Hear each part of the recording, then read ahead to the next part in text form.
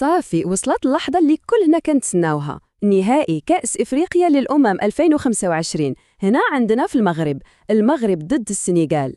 تخيلوا معايا ملعب الأمير مولاي عبد الله كيفاش غادي يكون فعلا بركان ديال الحماس. ويالله معانا باش نعطيوكم الخطة الكاملة وتكونوا واجدين تعيشوا هاد التجربة التاريخية.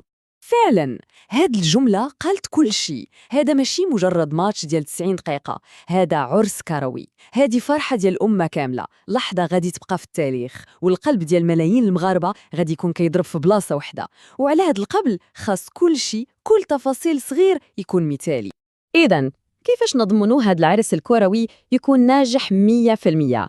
الجواب بسيط، كل واحد عنده ديك التذكرة الذهبية في يدو، خاصو يعرف هاد المعلومات اللي غادي نقولوا دابا.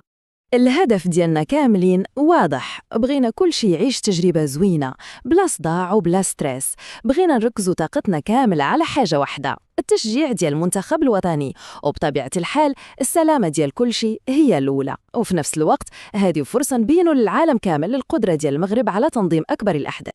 مزيان، ولكن باش كل شيء يدوز هو هداك، كاين واحد تحدي كبير بزاف، أكبر تحدي في العالم ديال التظاهرات الكبرى. تخيلوا معايا 60,000 واحد، كل شي فرحان ومتحمس، وكل شي باغي يدخل لنفس البلاصة وتقريبا في نفس الوقت. راه هذا هو التعريف ديال تحدي كبير. هنا فين كيبان الدور الحاسم ديال التنظيم. وهاد الزحام إلا ما كانش منظم، أشنو كيوقع؟ كتوقع الروينة بالمعنى الحقيقي ديال الكلمة. البيبان كيتخنقوا، والصفوف كتولي طويلة وما كتساليش، والتجربة كتحول من فرحة لستريس. ولكن الأخطر من هاد الشي كامل هو السلامة. سلامة الناس هي الأولوية المطلقة، وهي اللي خلات المنظمين يفكروا مزيان. إذن السؤال واضح، شنو هو الحل لهذا المشكل؟ كيفاش ممكن نتعاملوا معاه بطريقة ذكية؟ الحل طبعاً هو خطة محكمة ومدروسة. اللجنة المنظمة ما خلت حتى شي حاجة للصدفة، كل شي محسوب بالدقيقة والثانية، وهذه الخطة هي اللي غادي نتبعوها كاملين باش كل شي يدوز مزيان. يلا نشوفوا هاد البرنامج، ركزوا مزيان في هاد التوقيتات، راه مهمة بزاف. أهم توقيت في اليوم كامل هو 3 ديال العشية، هذا هو وقت حلال البيبان. من بعد مع 6:30 كيبدا حفل الختام، واللحظة الحاسمة مع 8 ديال الليل غتبدا المباراة. أكيد دابا بزاف ديال الناس غادي يقولوا 5 السوايع راه بزاف، علاش خاصني نجي بكري لهاد الدرجة؟ ولكن صبروا، راه كاين سبب وجيه ومنطقي بزاف لهذا القرار. شوفوا معايا هاد المقارنة البسيطة. تخيلوا له البيبان تحلوا معطلين، 60,000 واحد كيجيو في دقة واحدة. شنو النتيجة؟ الزحام، صداع والروينة، تا واحد ما غيعيش تجربة زوينة. دابا شوفوا الحل اللي تقرر، البيبان محلولة لمدة 5 سوايع. هادشي كيخلي الناس تدخل على خاطرها بشوية بشوية، بلا ضغط بلا ستريس، كلشي كيدوز منظم وهادئ.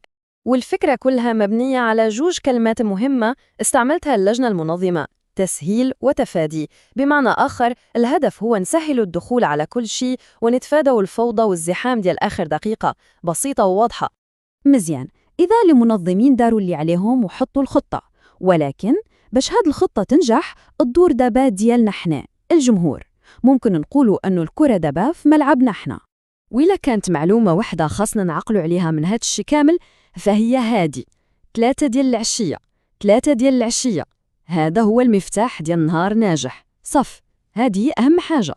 واللجنة عطاتنا 4 نصائح بسيطة ولكن مهمة بزاف. أول حاجة واللي هضرنا عليها هي نجيو بكري.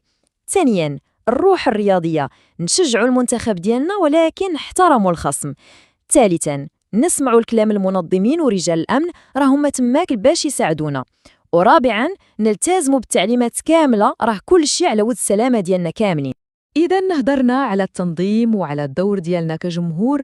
دابا من بعد ما نكونوا درنا هاد الشي كامل، كتبقى حاجة واحدة، الكلمة الأخيرة كتبقى عند اللي في الملعب، الكلمة عند أسود الأطلس. الدور ديالنا كجمهور هو نوجدوا ليهم المسرح المثالي، نعمروا المدرجات بكري ونبقاو نشجعوا من أول دقيقة لآخر دقيقة. الأضواء شاعلة، الجمهور حاضر، كل شي واجد. والسؤال الكبير اللي كيبقى مطروح هو: واش الأسود ديالنا مستعدين يكتبوا التاريخ مرة أخرى؟ واش مستعدين يخليوا هاد الكاس هنا في المغرب؟ حنا ثقتنا فيهم كبيرة وكلنا معهم بقلب واحد. يلا يا أسود،